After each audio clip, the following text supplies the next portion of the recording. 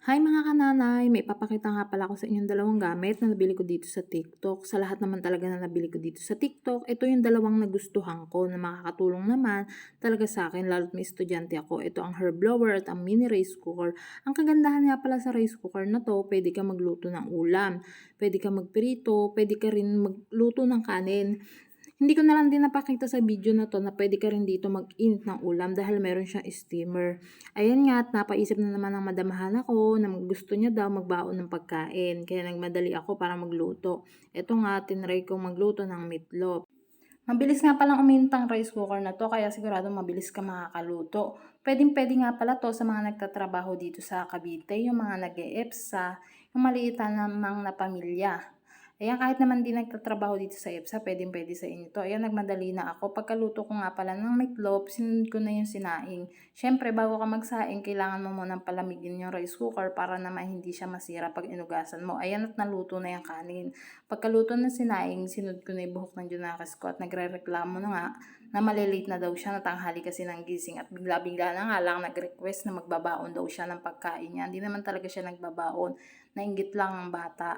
Ayan, padangkal pa ang nakakananay niyo, 'di naman sanay talaga magdangkal. Hahaha. Ayan nga, joke lang yung tawa ko. Ang hirap talaga mag-voice over, akala mo talaga madali. Ayan, at nagmamadali na ang lola niyo kasi nagrereklamo na siya. Ba naman, tanghali ng gumising. Siyempre ako panggabi naman kaya ako nag-asikaso sa Junakis ko habang natutulog pa yung darling ko. Ayun, ang kagandahan sa muntikan na maging rice cooker. Ang kagandahan niya pala sa herb blower na to, ayan, napasok pa siya. Ang kagandahan dito, hindi sobrang umiinit yung wire niya. Yung iba kasi, di ba, pumuputok sa sobrang init. Ayan, namomroblema kasi ako sa kanya pag pinupusuran ko siya ng basa.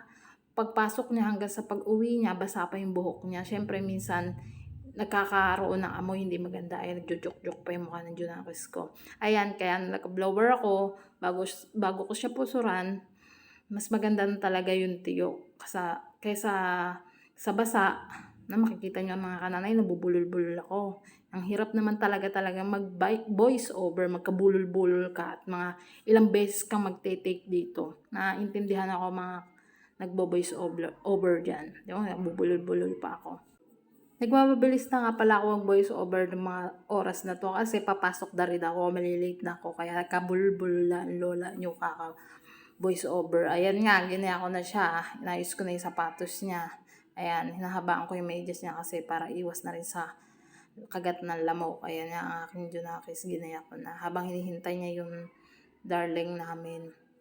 Minsan ko nga lang pala maaasikaso yung anak ko, lalo-lalo na kung panggabi ako, di ko siya naaasikaso. Kaya pag pang-umaga naman ako, talagang ako yung nag-aasikaso kanya para mahaba rin naman yung tulog ng Diyos ko.